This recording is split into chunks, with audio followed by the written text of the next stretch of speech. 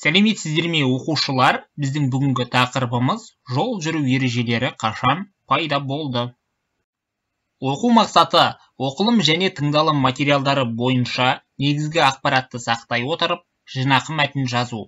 Сын есімдердің шырай түрлерінің көркемдік ерекшелігін тану. Сын есімді зат есім орнына қолдану.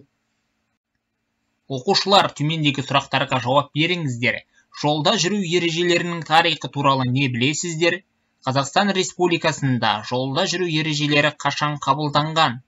Жол белгілерін халықаралық тіл деп атауға бола ма? Неге? Оқушылар, келесі мағлұматты есте сақтап алайық. Сын есім мағынасы мен жасалу жолдарына қарай сапалық сын есім және қатыстық сын есім болып екі топқа бөлінеді. Сапалық сын есім деп мағынасы жағынан заттың әр алуан сыр сипатын ешқандай қосымшасыз-ақ білдіретін сөздерді айтамыз. Мысалы, ақ көйлек, жеңіл көйлек, жібек көйлек, тағы басқа. Бұл жердегі ақ, жеңіл, жібек деген барлығы негізгі түбірден тұр. Қатыстық сын есімдер жұрнақтар жалғану арқылы басқа есімдер мен етістіктерден жасалады да заттың әр түрлі белгілеріне қатысты сындық ұғымдарды білдіреді. Мысалы, балалы үй базар, баласыз үй мазар. Бұл жерде ылы деген сөз тудырушы жұрнағы бала деген зат есімге жалғанып сын есім болып тұр. Сондай-ақ үйге атты адам келді. Біз көктемге демалысқа шықтық. Адамдар жолды ойлап тапқаннан бастап-ақ олардың бағытын көрсетіп тұратын жол белгілері қажет болды. Ертедегі адамдар ондай белгілерді қолмен жасап отырды. Мысалы, жүрер жолда тұрған ағаштың бұтақтарын сындырып немесе жол жиектеріне әртүрлі формадағы тастардан белгі қойды. Бірақ ол бұтақтар да бірден көзге түсе бермейтін. Жердегі тастар да қозғалып қалатын. Сондықтан адамдар енді белгіні табиғи заттардан бөлек етіп ажыратып қоюды ойластырды. Сөйтіп алғаш рет жол жиектеріне үстіне Герместің бас мүсіні қойылған төрт бұрышты қысқа бағандар пайда болды.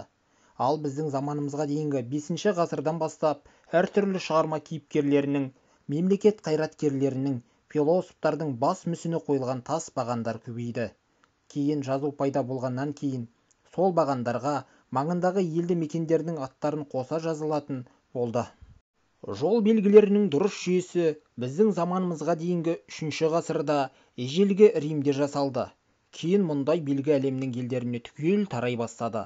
Оған бірте-бірте елді мекен атаулары мен олардың арақашықтығы қосылып көрсетілетін болды.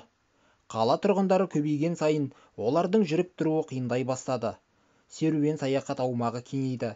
Ат арбамен, күймемен жүрудің өзі де күрделене бастаған. Кейін көліктің түрі де саны да көбейді. Жүріс-тұрыс қиындай түсті.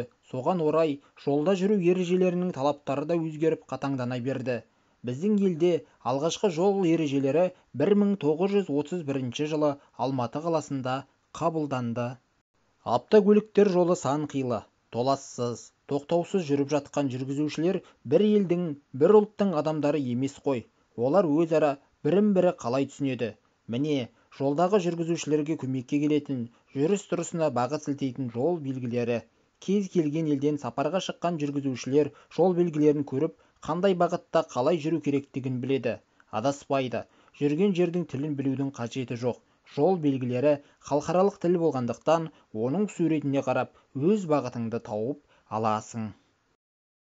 Оқушылар, келесі тапсырманы орындаңыздар. Тыңдалым мәтінінен сапалық және қатыстық сын есімдерді теріп жазыңыздар. Оқулықтың 118 бетіндегі 7 тапсырмадағы мәтінді негізге алсаңыздар болады. Есте сақтаңыз, жинақы мәтін дегеніміз оқырманның түсінуіне ыңғайлы етіп құрылған бастапқы мәтіннің ықшамдалып берілуі. Оқу тапсырмасы тыңдалым мәтіні бойынша негізгі ақпараттарды сақтай отырып жинақы мәтін жазыңыздар. Оқулықтың 118 беті 7 тапсырмасы.